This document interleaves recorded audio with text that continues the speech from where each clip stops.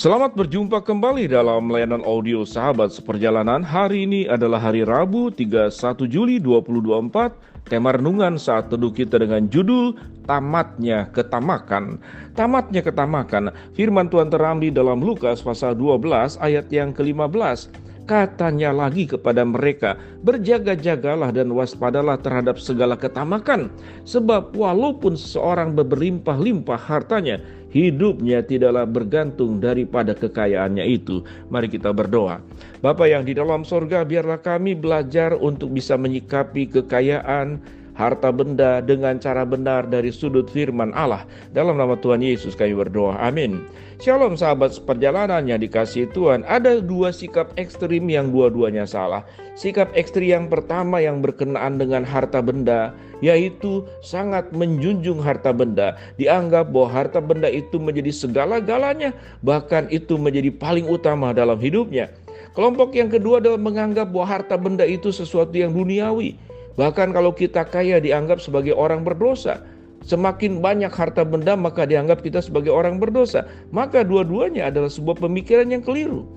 Tuhan tidak pernah menganggap harta benda, segala sesuatu yang sifatnya kekayaan itu sebagai bentuk dosa. Karena itu hanyalah bagian daripada berkat yang ada pada setiap kita masing-masing. Bukankah Tuhan yang kita sembah adalah Tuhan yang maha kaya? Tuhan punya segala-galanya.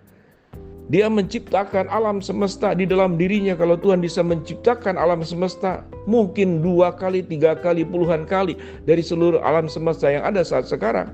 Itu adalah kewenangan dan haknya. Dan Tuhan itu adalah Tuhan yang maha kaya, Tuhan yang berlimpah dengan segala. Dan kekayaan Tuhan adalah kekayaan yang tidak terbatas di seluruh aspek. Tuhan mampu menciptakan apapun juga di dalam kehendaknya. Kalau Allah yang kita sembah adalah Allah yang kaya, lalu anak-anaknya juga bisa mendapatkan kekayaan dan berlimpah, bukan sesuatu yang keliru. Kemiskinan itu bukan juga identik dengan sesuatu yang rohani. Orang yang sederhana bukan berarti saudara harus miskin. Kalau kita miskin, kita tidak punya apa-apa, sampai makan pun susah, maka kita akan menjadi tanggungan orang lain. Kehidupan kita sulit menjadi berkat. Bagaimana mungkin kita memberkati kalau tangan kita masih terulur dan telapak tangan kita masih terbuka meminta bantuan dari orang lain? Pada prinsipnya kekayaan itu adalah sifatnya netral. Kita berhak untuk mendapatkan kekayaan, tetapi tentunya dengan cara benar.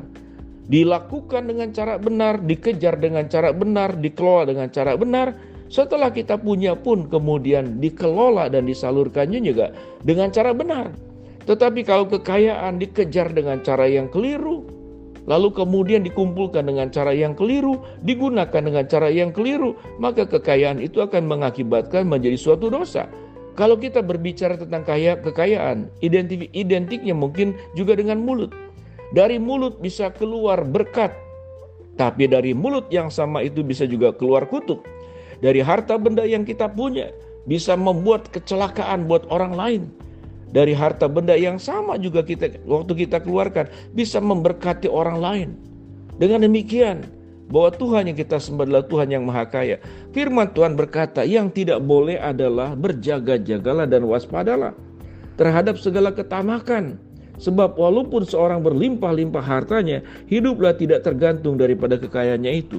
Di sini berbicara tentang ketamakan.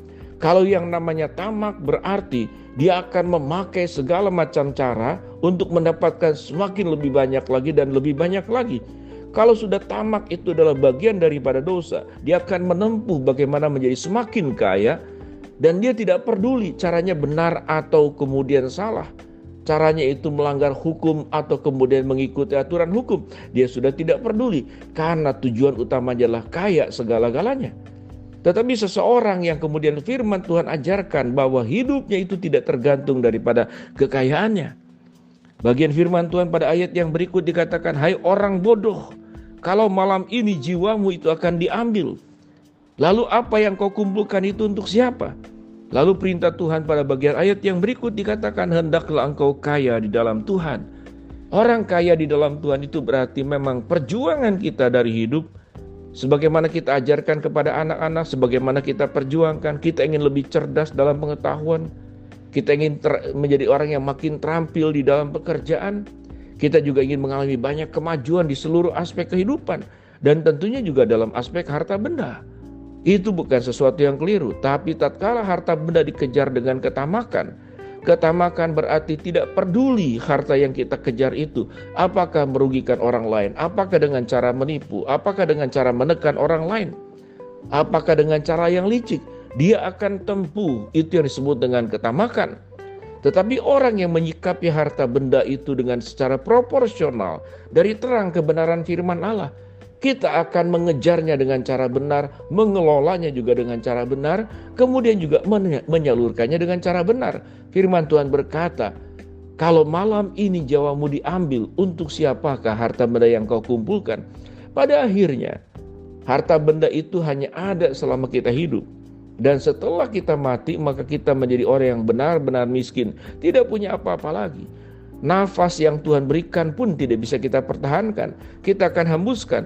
Lalu untuk apa kehidupan kita? Dengan demikian sahabat seperjalanan, biarlah dengan hartamu engkau memuliakan Allah. Dengan kehidupanmu engkau bisa memberkati Tuhan. Kekayaan memang tidak bicara masalah hanya harta benda, hanya kemudian berbagai macam hal yang sifatnya itu finansial.